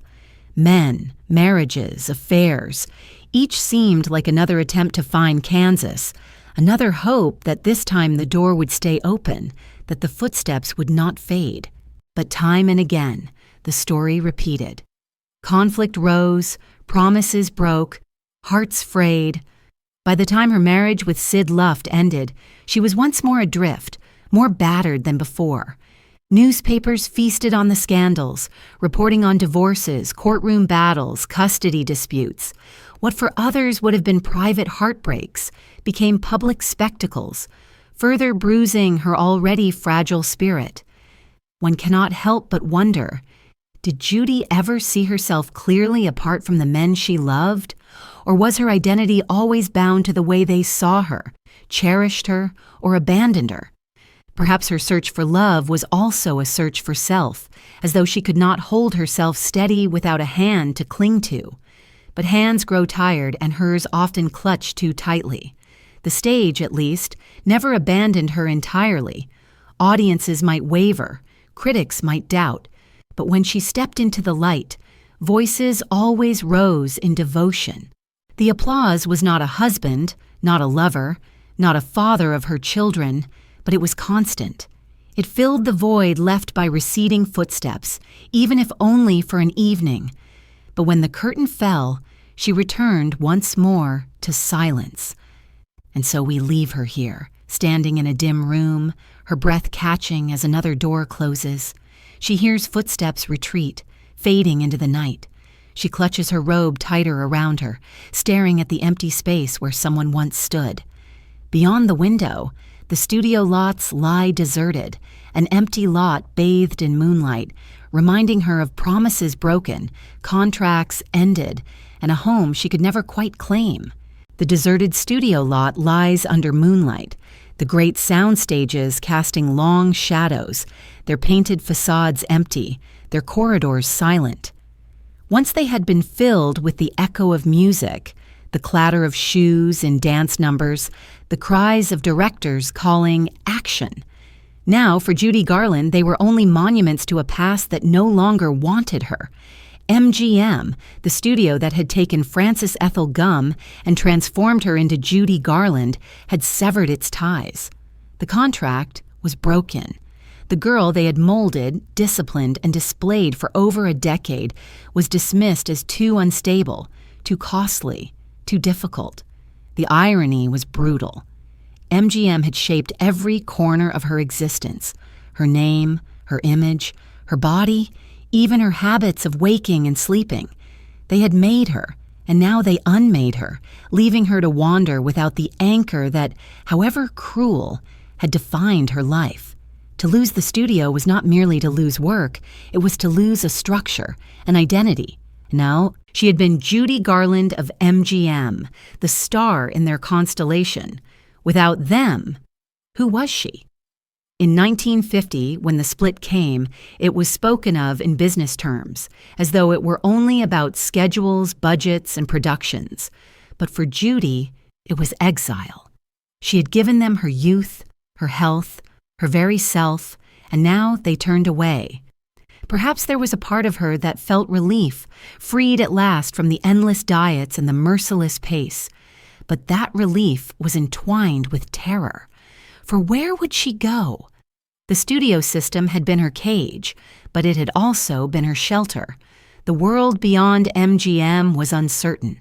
Without the steady machine of studio promotion, without the carefully arranged contracts, Judy had to step into the world as an independent performer. Concerts, stage shows, recordings, these became her livelihood. And in these, she found both liberation and new chains. On the stage, free from film cameras and directors, she could at last connect directly with her audience. It was here that she felt most alive, most seen. Yet the stage also demanded everything she had left, wringing from her voice and body energy she no longer possessed. Her reputation suffered during these years. Stories of her unreliability spread widely. Theater managers feared her cancellations. Producers hesitated. Newspapers printed stories of her absences and breakdowns. Judy Garland, once the golden girl of Hollywood, was becoming known as unstable, even tragic. And yet, audiences never abandoned her entirely. When she did appear, when she did sing, she burned with such intensity that the flaws became part of the miracle. A note might break, her voice might tremble, but the emotion was so raw, so real, that listeners wept. They forgave her before she even asked. Still, the practical realities weighed. Financial troubles grew, marriages strained. The comfort of stability eluded her. Pills remained her constant companions, now less a tool of the studio and more a necessity to endure each day. She knew they harmed her, knew they kept her in cycles of wakefulness and collapse, yet without them she feared she could not stand. They had become woven into her survival, and survival was all she could manage. It is easy to view her departure from MGM as the end of an era, but it was also the beginning of a new chapter of artistry. No longer bound by scripted musicals, She was free to sing as herself, to let the shadows and triumphs of her life pour into her performances. This freedom carried both beauty and destruction. Beauty because her concerts reached levels of intensity unmatched in polished film numbers. Destruction because the effort demanded tore at her fragile health. Imagine her in these years, stepping onto smaller stages, not with the costumes and glitter of MGM, but with a microphone and her voice alone. The house lights dim, the audience waits, uncertain if she will appear. Then she does, frail yet radiant, and the first note erases all doubt. She commands them utterly, carrying them with her through longing, joy, sorrow, and then the curtain falls. The audience departs, and she returns to her dressing room alone, clutching a glass, the echo of applause ringing in ears already filled with loneliness. Was she free now, or finally lost? Perhaps both. Freedom can be frightening when one has lived too long in captivity. Judy had been caged, yes, but cages provide structure. Released into the open, she wandered, never certain where to land. She longed for stability, yet stability had always been denied her. She longed for love, yet love frayed under pressure. She longed for peace, yet peace vanished into the shadows of pills and expectations. The deserted studio lot under moonlight is more than an image. It is a symbol. It is the emptiness left when a life built on illusion collapses. For Judy, the illusion was gone, and only the raw reality remained. The world still adored her voice, still demanded her presence, but the machinery that had once shaped her into a star no longer shielded her. She stood alone, fragile yet luminous, a woman without a home. And so we leave her here, standing before the locked gates of MGM, looking once more into the night sky above the empty lot. The moonlight casts her shadow long across the pavement, but within that shadow glints the faint outline of a glass resting on a nightstand, waiting, ready to offer its fragile comfort in the form of a pill. The glass glints faintly on the nightstand, catching the light of a pale moon through the curtains. Inside it rests water gone lukewarm. Beside it, the small bottles that had become Judy Garland's most constant companions. Pills lined her nights and days, little capsules of promise, meant to banish fatigue, to conjure sleep, to still the racing heart. They were her guardians and her captors both, whispering relief in one moment, tightening chains in the next. She had not sought them out at first. They had been handed to her like costumes, like scripts, tools of the studio's machinery, a stimulant for the morning, a sedative for the night, something to suppress hunger between takes. At 14, she swallowed them because she was told to, trusting that those older, those in power, knew best. But years passed, contracts broke, lovers left, applause faded, and still the pills remained. By now they were not instructions, but habits, no longer the studio's will, but her own necessity. There is something lonely about dependence. A pill bottle does not love you, it does not listen, it does not forgive. And yet Judy turned to them as she might have turned to a confidant, because they never walked away, never closed a door, never demanded more than a swallow of water. In their silence, she found temporary mercy. In their silence, she also found the slow erosion of her body and her mind. Even as her reputation for unreliability spread, even as contracts shrank and gossip columns grew, Judy could still summon her gift when she needed to. She could walk onto a stage trembling, eyes clouded by chemicals and fatigue. Yet when the orchestra began, her voice poured forth with fire. It seemed almost supernatural, as though her suffering and her art were bound inseparably, as though she could not sing without pain, nor endure pain without singing. But when the curtain closed, when the applause faded, she returned to the nightstand and the waiting bottles. Her friends and colleagues worried. Some pleaded, but none could break the cycle. The world of mid-century Hollywood had little understanding of addiction.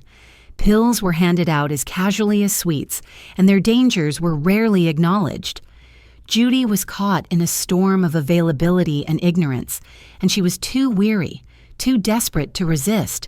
The cruelest irony is that the very substances meant to help her endure stripped her of the endurance she needed. They dulled her body, clouded her memory, heightened her volatility. She would forget rehearsals, collapse on tours, miss opportunities. The public saw only the scandal of absence, the wasted talent, but few understood the prison she lived within, a prison of small bottles rattling in her purse, a prison of dread when she imagined life without them. And yet, for all this, her artistry did not fade. If anything, the fragility sharpened her performances.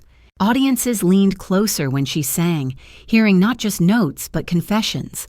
Her voice cracked, and they wept. She faltered, and they loved her more fiercely. Brokenness became her beauty, though it was killing her slowly. She was no longer the flawless ingenue of MGM musicals. She was a survivor singing with scars, and those scars bound her to her listeners with a raw intimacy few performers have ever known. But intimacy with an audience cannot replace intimacy with oneself. Judy's reflection remained fragmented. In the mirror, she saw the lines of weariness deepening, the shadows beneath her eyes, the tremor in her hands. She painted her face for the stage, layered powder and rouge, but beneath it all she felt the decay. Each performance demanded more from a body already spent, and each pill promised the strength she needed at the cost of her tomorrow. Her children watched her struggle. Liza, growing into her own ambitions, saw both inspiration and warning in her mother. Lorna and Joey, younger, absorbed the instability with the tender confusion of children who love without conditions. Judy tried desperately to be present, to be nurturing, to give them what she herself had lacked. But often she was away, traveling for concerts or else home but unwell, her moods shifting with chemical tides. She adored them, but her adoration could not erase the chaos. The public, too, remained conflicted. They adored her triumphs, mourned her scandals, whispered about her breakdowns, cheered her comebacks. Judy Garland had become not only an artist but a spectacle. Her struggles played out on the stage of tabloids as well as theaters. And perhaps she knew this. Perhaps she even leaned into it at times, giving the world her vulnerability because it was all she had left to give. But in the quiet hours, when no one watched, when the stage was empty and the house silent, Judy returned always to the nightstand, the glass, the bottles, the promise of a little peace. She swallowed and waited, the minutes passing, the world receding, the silence deepening. The pills offered escape, but never home. They numbed, but they never healed. They whispered rest, but they carried her further from the rest she truly needed. And so, we leave her here, in a dimly lit room, the sound of a glass placed gently back upon the wood. Outside, the city hums with indifferent life, but inside, Judy sits in the half-dark, her breath slowing as the chemicals take hold. In the silence, another sound rises faintly, a duet, voices blending, hers and her daughter's, harmonizing for a moment before drifting apart. The duet fades, the voices blending for a fragile instant before parting. One rising in youthful clarity, the other tremulous, scarred, yet unforgettable. In that fleeting harmony lies the essence of Judy Garland's relationship with her daughter, Liza Minnelli. Their lives, forever intertwined, were a song of inheritance, of gifts passed, of burdens shared, of shadows cast long across generations. From the moment Liza was born, Judy adored her. She saw in the child a chance to give what she herself had been denied, a sense of unconditional love, of belonging. Yet Judy's life was not built on steadiness. Concert tours, film sets, illnesses, divorces, breakdowns, these shaped the walls of Liza's childhood. The girl grew up both in her mother's arms and in her mother's absence. nurtured by adoration but tempered by instability. As Liza grew, her own gifts became undeniable. She inherited not only Judy's features, those wide, expressive eyes, that magnetic presence, but also her musicality, her voice carrying the same uncanny mixture of vulnerability and power. Audiences, critics, even strangers could not help but draw the comparison. Liza was Judy's daughter. For Judy, this was a source of pride and dread. She wanted her child to soar, to be free, yet feared that the path Liza seemed destined to follow was the very one that had consumed her. Their relationship was complex. Judy clung to Liza with ferocity, often treating her not only as a daughter, but as a confidant, a companion. She invited her into rehearsals, encouraged her to sing, delighted in their shared moments of performance. There was joy in those duets, a glimpse of something pure, two voices bound by blood echoing across time. Yet in these moments lay a kind of haunting, for Judy could not escape the thought that her daughter might suffer the same fates. For Liza, the shadow was heavy. She adored her mother, admired her brilliance, but she also witnessed the fragility behind the curtain, the pills, the late-night collapses, the volatile moods. Children are keen observers, and Liza saw more than most. She learned early that love could be fierce and yet unstable, that applause could sustain but never protect. The legacy she inherited was not only talent, but a deep awareness of the cost of that talent.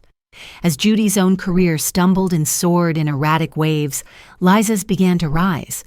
By the early 1960s, she was stepping into her own performances, building her own name.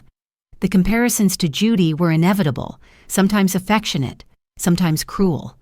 For Judy, watching her daughter step into the spotlight was both pride and pain. Pride because Liza's success affirmed the power of their shared gift.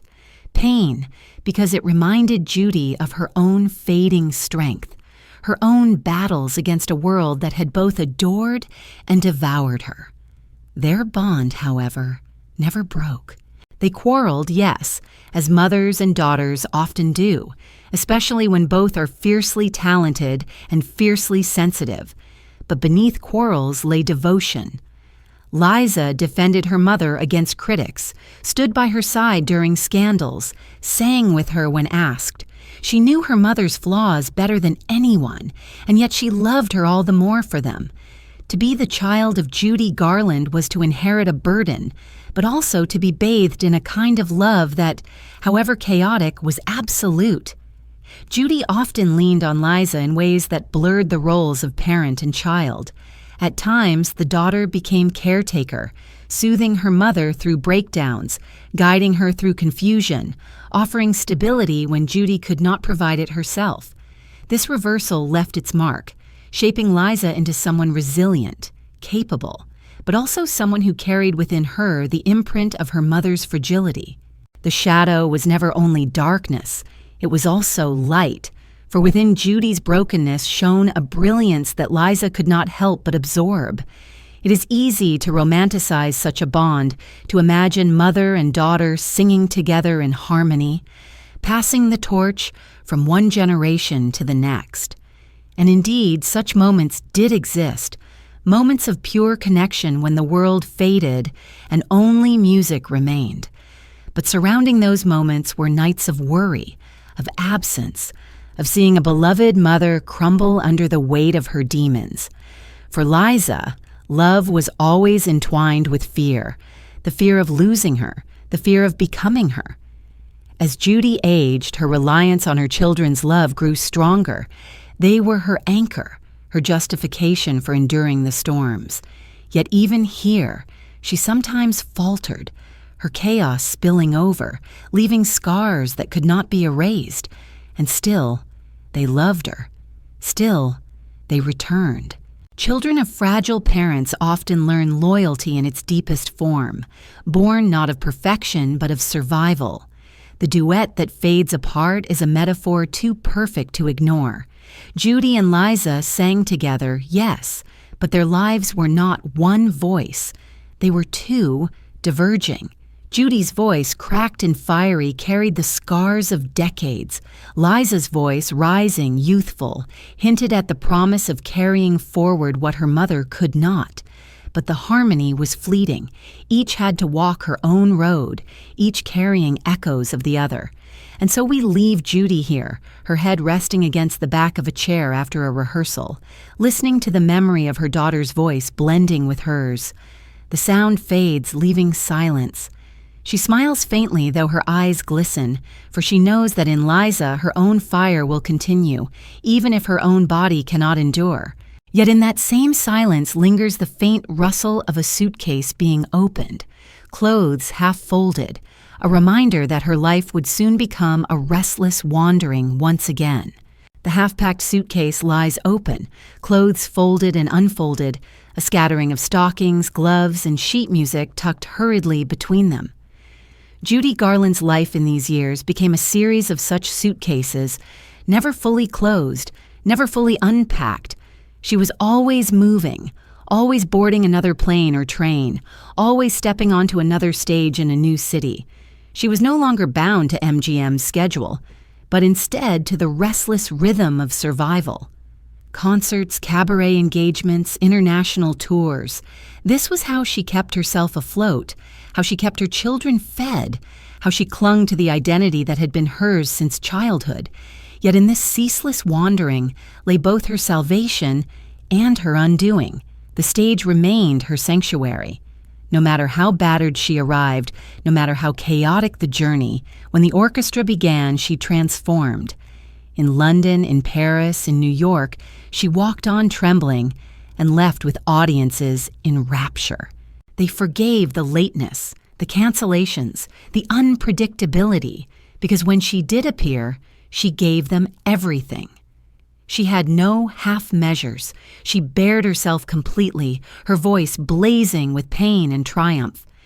Each performance was both confession and catharsis, as though she emptied her very soul into the microphone.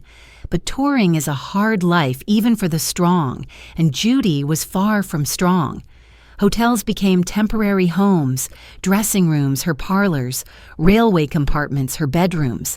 She lived out of suitcases, rarely pausing long enough to rest. The pace drained her body, already weakened by years of pills and exhaustion.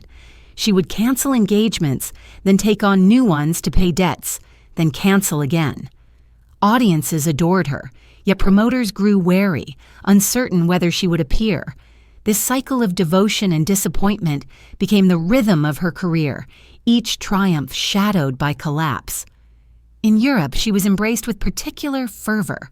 London especially adored her, crowds rising to their feet in theaters large and small. There was something about British audiences, she felt, that understood her fragility, that welcomed her not despite her flaws, but because of them. She sang to them with a rawness that blurred the line between performer and listener, as though the hall itself shared in her suffering. Yet even as she basked in their love, she returned each night to her hotel room alone, where bottles of pills and half-drained glasses of liquor waited. Her wanderings were not only geographical, but emotional. Love affairs flickered and faded, marriages collapsed, reconciliations turned to disputes. She searched for stability in others as she searched for it in places, but neither offered permanence. No city could be home, no man could be anchor. The more she sought, the more elusive it became. She was Dorothy still, longing for Kansas, but her road was no longer yellow brick. It was weary cobblestones, shifting rails, anonymous highways. Financial troubles pursued her relentlessly. She earned vast sums from concerts, yet debts consumed them. Managers mishandled funds, husbands squandered, creditors pursued. Her generosity, too, drained her.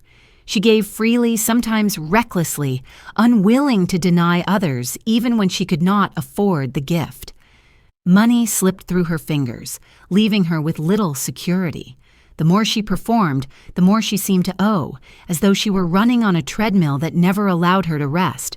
For her children, the wandering meant constant dislocation. They traveled with her at times, lived with relatives at others, caught between affection and absence.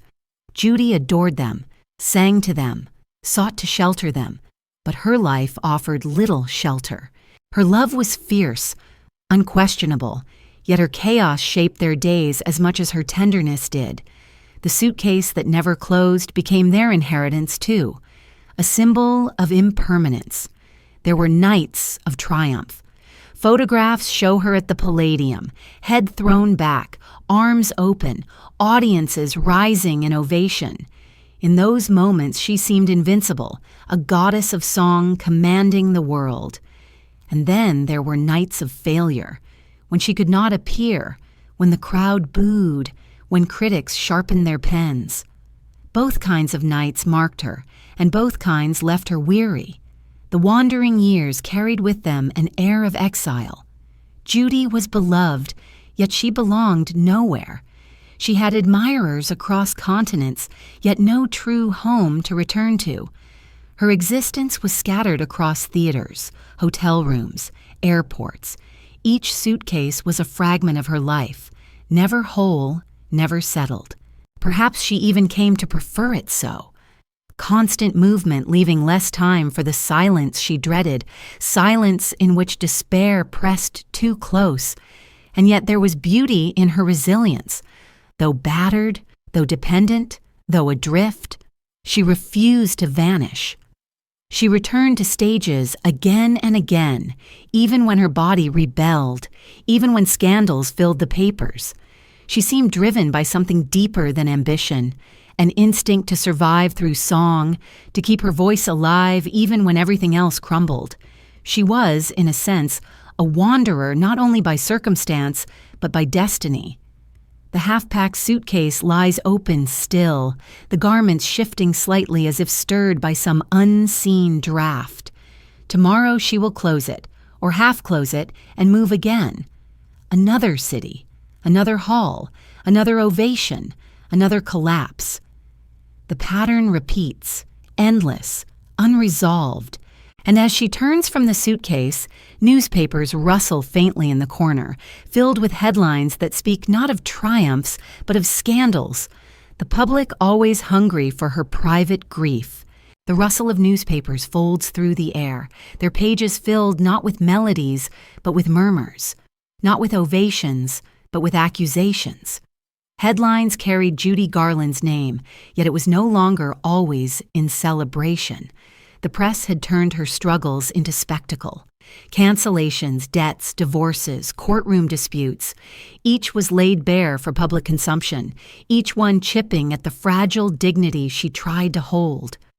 Hollywood had always thrived on gossip, but Judy's story was particularly irresistible.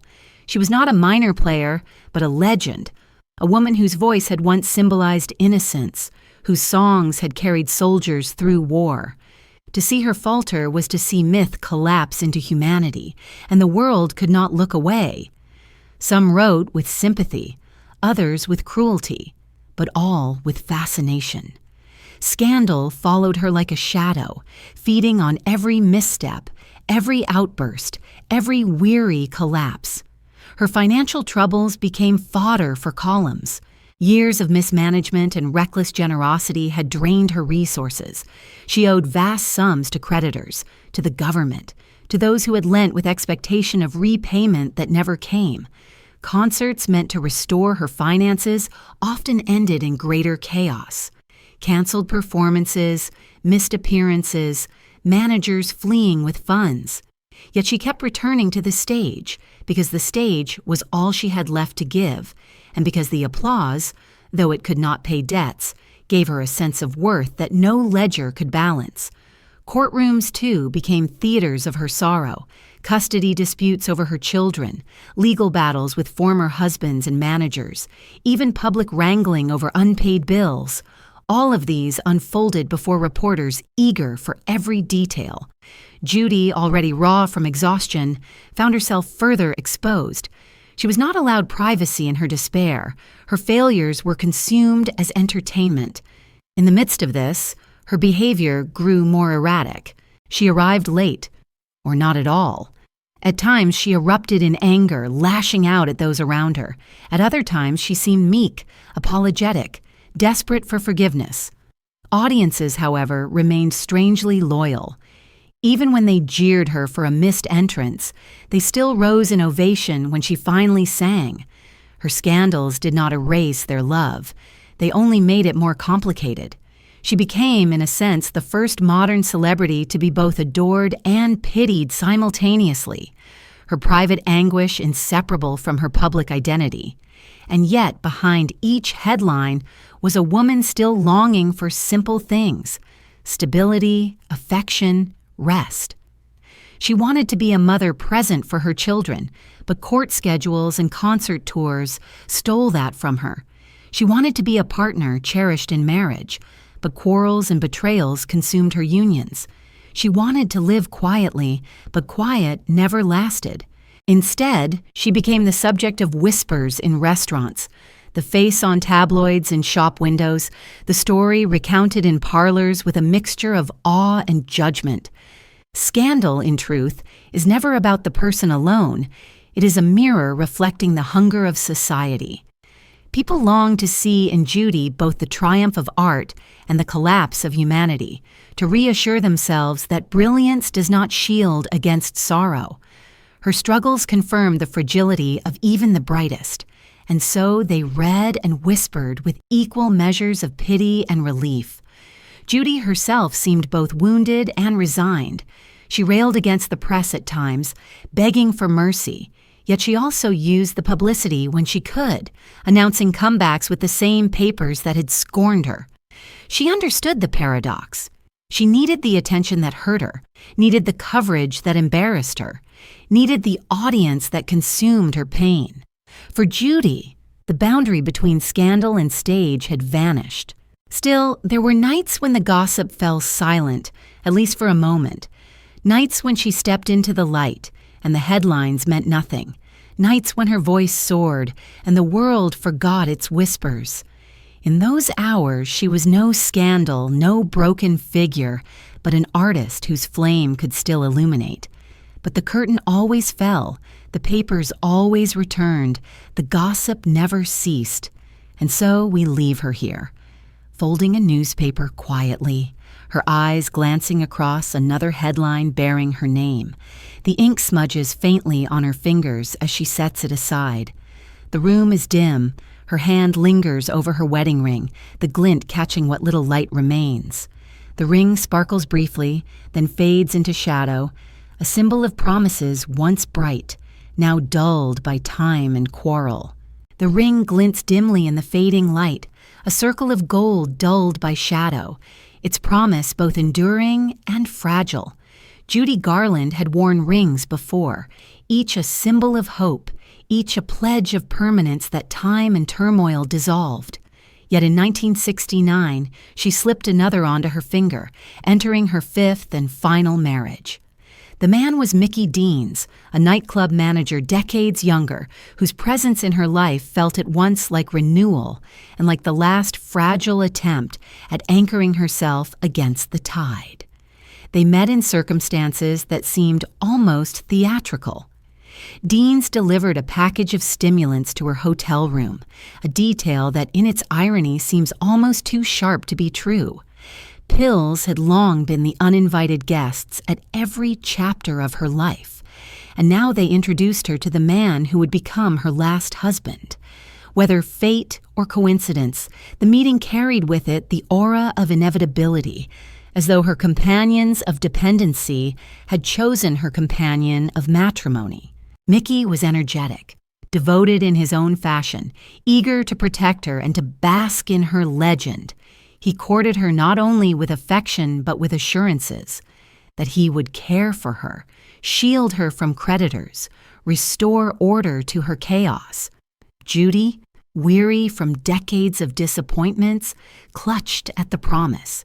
Perhaps here, in this young man's arms, she might find what had always eluded her: a quiet home, a love unbroken, a partner who would not walk away. Their wedding took place in London, a modest affair in a registry office, with little of the glitter one might expect for a star of her magnitude.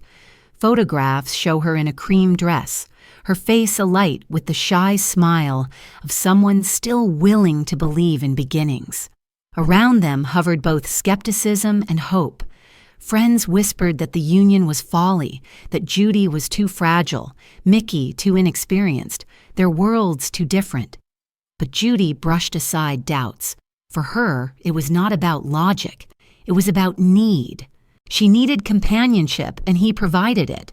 For a brief time, she seemed buoyed.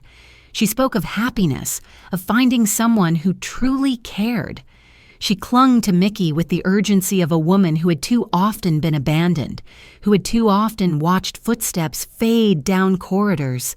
Yet within the same breath of joy lingered the scent of desperation. Marriages founded on need rather than balance rarely find firm ground. Mickey's devotion was real, but his ability to steady her was limited.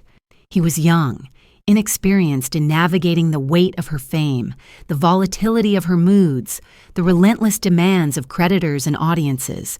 He promised protection, but the world surrounding Judy was too vast, too tangled. Bills mounted, contracts wavered, her health declined.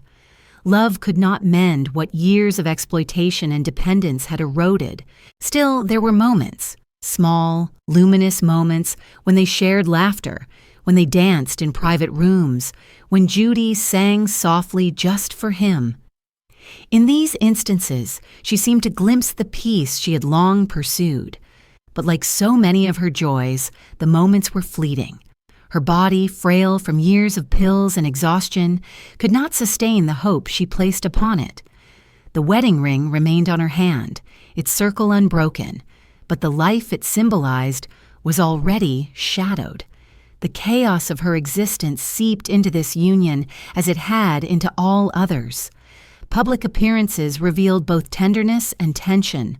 Private nights veered between affection and despair. Mickey tried, but Judy was already too far along the road of weariness.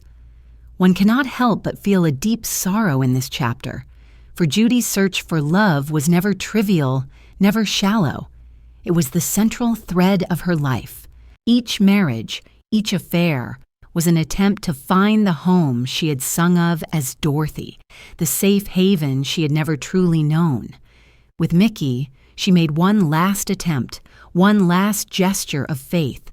To believe again after so many disappointments reveals not folly but courage. Yet courage cannot conquer frailty, and Judy's frailty was by now overwhelming.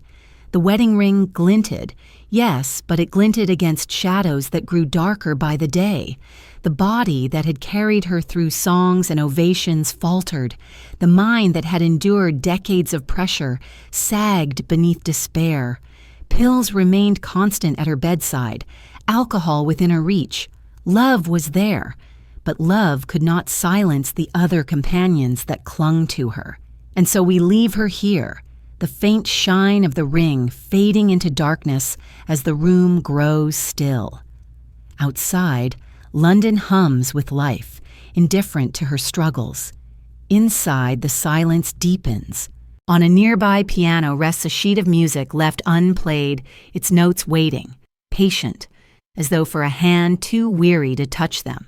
The unplayed piano rests in the corner, its keys silent, waiting for hands that never reach it. In the final years of her life, Judy Garland drifted into London as though the city itself might cradle her in its fog and lamplight, offering a softer stage than the harsh glare of Hollywood. London embraced her with a peculiar tenderness. Audiences there adored her even when she faltered, rising to their feet in applause not only for her triumphs, but for her courage simply to appear. In smoky theaters and grand concert halls, she was hailed not as a fading relic, but as a legend still burning, fragile yet luminous. London nights became her world, dimly lit dressing rooms, the swell of orchestras tuning, the murmur of audiences waiting. She would step onto the stage uncertain, trembling, sometimes late, sometimes unprepared. Yet when the first note left her lips, something miraculous occurred. The voice, cracked though it was, carried with it a history that no other could offer. Every triumph and sorrow she had endured poured into her singing, and the audience responded with devotion. They forgave missed cues, forgiven falters, forgiven absences. They loved her not for perfection, but for truth, and Judy's truth was etched in every trembling note. But off stage, the nights were darker. She lived in a haze of instability, financial ruin, failing health, dependence on pills and alcohol. She performed because she had to, because creditors pressed close, because bills demanded it. Yet her body resisted. Her mind buckled. At times she sang gloriously. At others she stumbled through performances, leaving crowds unsettled, worried, but still loyal. The unpredictability of her concerts became legend itself, as though audiences came not only to hear her, but to witness the fragile miracle of whether she could endure another night. London's embrace offered her comfort, yet it was not sanctuary. In hotels and rented houses, she wrestled with loneliness. Mickey Deans was by her side, her fifth husband, but he could not shield her from herself. Their marriage carried affection and devotion, yes, but also tension, quarrels, and the ever-present shadow of her decline. She clung to him, perhaps as Dorothy once clung to her companions in Oz, hoping he could lead her home. Yet no yellow brick road stretched before her now, only winding London streets, empty in the early hours after another show. The city's fog seemed to echo her own state, hazy, shifting, uncertain. She wandered through late nights, sometimes elated by applause, sometimes shattered by exhaustion. In interviews, she still flashed wit and charm, still spoke with warmth, still carried the charisma that had once made her Hollywood's darling. But beneath the sparkle lay weariness too great to conceal. She was only in her 40s, yet her body bore decades of struggle. Photographs from those years show a woman aged beyond her years, her eyes still bright but ringed with shadows, her smile radiant yet edged with fragility. And yet, she continued, she could not stop. The stage was not only her livelihood, but her essence. Without it, she would vanish. Even as her health crumbled, she sought new engagements, new tours, new audiences. It was as though singing was the last thread holding her to life, the one act that still made sense amid chaos. When she sang, she lived.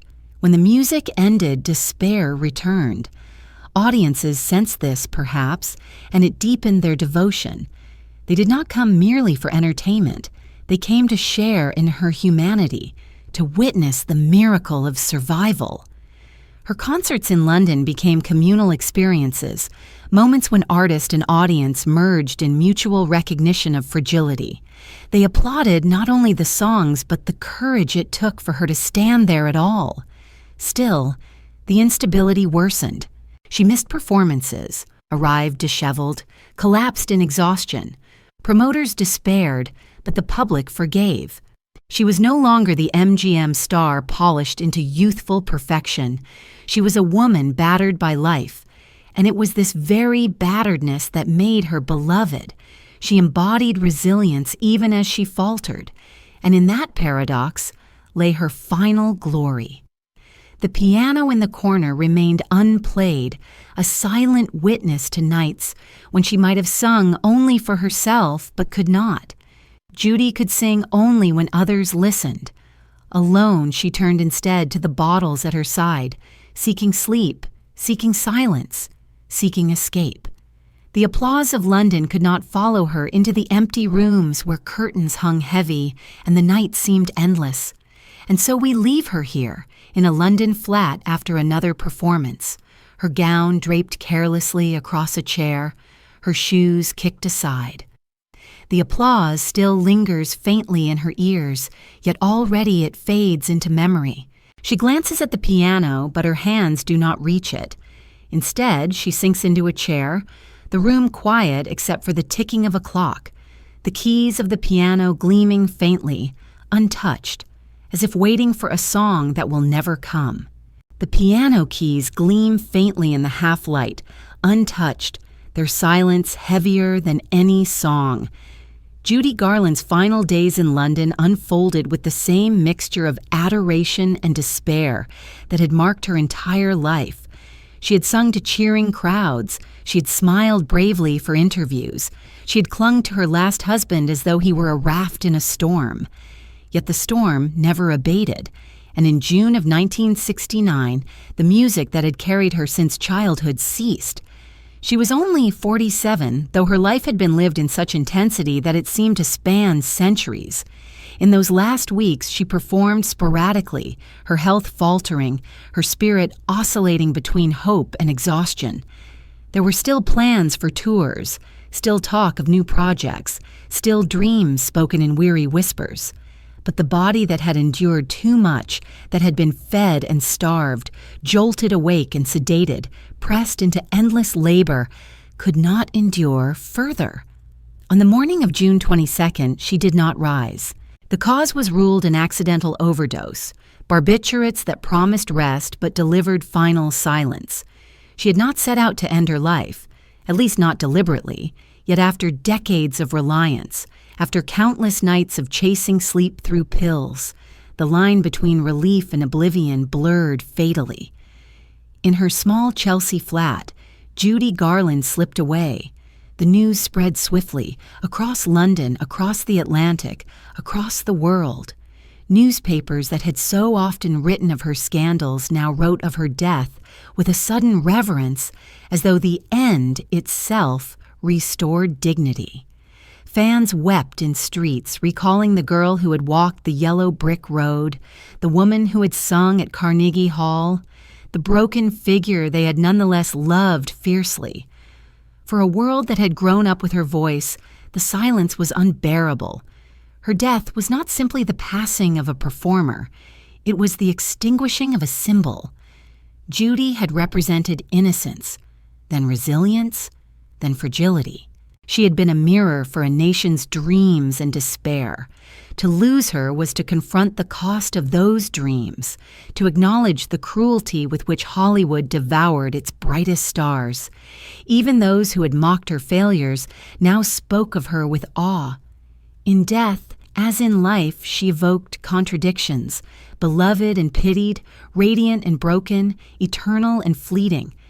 In that small flat, the room bore traces of her last night, clothes scattered, a glass by the bed, bottles that had become too familiar. The piano remained unplayed, its keys mute witnesses to the silence. Mickey Deans found her, her fifth husband, the man who had promised to protect her. For him, the discovery was unbearable, and yet inevitable. He had known her fragility, had seen the shadow that clung to her every hour. Love had not been enough to shield her. Her children, too, received the news with grief that carried both sorrow and inevitability. Liza, already stepping into her own career, mourned not only a mother, but a mirror of what she herself might become. Lorna and Joey, younger, lost the parent whose love had been fierce but chaotic. Their grief was private, yet the world intruded, for Judy's death was not a family matter alone. It was a global event. The final silence of Judy Garland raised unanswerable questions. Was it truly accident, or had despair finally carried her beyond return? Was she a victim of Hollywood's cruelty, of her own insecurities, of the relentless hunger of audiences who demanded too much? Or was she simply human, fragile like all, undone by the same frailties that haunt countless lives, magnified only because she lived so publicly? Each theory holds truth, yet none wholly satisfies. What lingers most is not the details of her death, but the contrast it revealed. The woman who had given the world so much music, who had filled halls with fire, who had embodied longing in every note, she died alone, in silence. The rainbow she had sung of was not found. The home she had sought remained elusive. Yet perhaps, in that final stillness, she at last escaped the applause and demands that had chased her since childhood. Perhaps in silence, she found what music could never give: rest. And so we leave her here, the room quiet, the curtain unmoved by wind, the piano keys gleaming faintly in the dim light. No song rises, no applause follows, only silence, dense, unbroken. Outside, London stirs with its ordinary sounds, carriages rattling, footsteps passing, but within this room there is only stillness. The curtain has fallen, and it will not rise again. The curtain hangs heavy, unmoved by wind, its folds dark and final. Beyond it, the world learns of Judy Garland's death, and from that stillness rises a wave of mourning that stretches across oceans. It is June of 1969, and newspapers print her name in bold, not with scandal now, but with reverence. Radios replay her voice, news anchors speak solemnly of her passing, and ordinary people in living rooms and kitchens pause in disbelief. The girl who once sang of rainbows, the woman who burned in triumph and despair, is gone. Her funeral was held in New York City at the Frank E. Campbell Funeral Chapel on Madison Avenue, a place where many notable figures had been mourned. Yet for Judy, the gathering was not only of dignitaries and celebrities, but of ordinary admirers who had carried her songs in their hearts for decades. More than 20,000 people came, standing in long lines that stretched down the street, waiting hours to pay their respects. Some clutched flowers, some carried photographs, some wept openly. They had never known her personally, yet they felt they had. Judy Garland's voice had entered their lives like a companion, and now that voice was silenced. Inside, her body lay in repose, dressed in a dark gown, her hair carefully arranged, her face composed into serenity. For a woman whose life had been marked by turbulence, there was something unbearably poignant in that stillness. Visitors filed past quietly, some bowing their heads, some whispering prayers, some simply staring at the woman who had seemed immortal, unable to reconcile her death with the vitality they remembered. Outside, the crowd murmured, sang fragments of "Over the Rainbow," their voices quivering in the summer air. The service itself was intimate, attended by family, close friends, and colleagues from the world of theater and film. Liza Minnelli, only in her early 20s, stood as both daughter and heir, her grief visible yet contained. She'd already begun to step into her own career, but in that moment she was only a daughter mourning her mother. Lorna and Joey, too young to carry the weight of such public sorrow, were shielded as much as possible, though the absence of their mother would remain with them always. The eulogies spoke of her artistry, her generosity, her resilience. No one could capture her fully, for Judy Garland was too vast for words. But they spoke of the child star who had enchanted the world, the singer who had lifted nations in wartime, the woman who had battled storms yet never ceased to sing. They spoke of her laughter, her warmth, her brilliance, and between the words, an unspoken truth lingered, that she had been undone not by lack of talent or devotion, but by a world that demanded more than any one soul could give. Outside the chapel, the crowd remained, even after the service ended, unwilling to disperse. They stood as though by gathering together they could hold her memory more tightly, as though by standing in silence they could accompany her a little further along the path she had traveled alone. Some wept quietly, others sang. For them, Judy was not a distant celebrity, but a part of their own lives. She had sung their sorrows, their hopes, their longings. To lose her was to lose a piece of themselves. Her body was later interred at Ferncliff Cemetery in Hartsdale, New York, though decades later her remains would be moved to Los Angeles. But at that moment, what mattered was not the ground in which she lay, but the grief she left behind. The funeral was not only an ending, but a mirror, reflecting the impact she had carried across generations. In the wider world, her death stirred reflection. Commentators wrote of the cruelty of Hollywood, of the dangers of addiction, of the impossible pressures placed on those who live in the public eye. Yet beyond analysis was a simpler truth. People mourned her as they would mourn a relative. Her songs had accompanied them in youth, in love, in war, in solitude. She had been present in their lives even when she herself was absent from her own. Was she truly mourned for who she was or for what she represented? Perhaps both. Judy Garland embodied the paradox of human existence, brilliance and fragility entwined. To grieve her was to grieve not only a star, but the reminder that even the brightest lights are vulnerable to darkness. Her funeral became a communal act of recognition, an acknowledgement that she had given the world too much and been given too little in return. And yet, in mourning, there was also celebration. Her recordings were played, her films revisited, her voice once again filled rooms. Death had silenced her body, but not her presence. In fact, the silence seemed only to amplify her.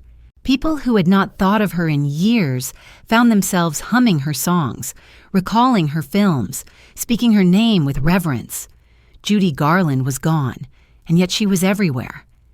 As the crowd slowly dispersed from the chapel, the streets still held the echo of their voices. The city returned to its restless rhythm, yet in the memory of those who had stood there, a stillness remained. For days, for weeks, for months, the world carried her absence like a weight, and so we leave her here as mourners step away from the chapel, their footsteps soft, their faces wet with tears.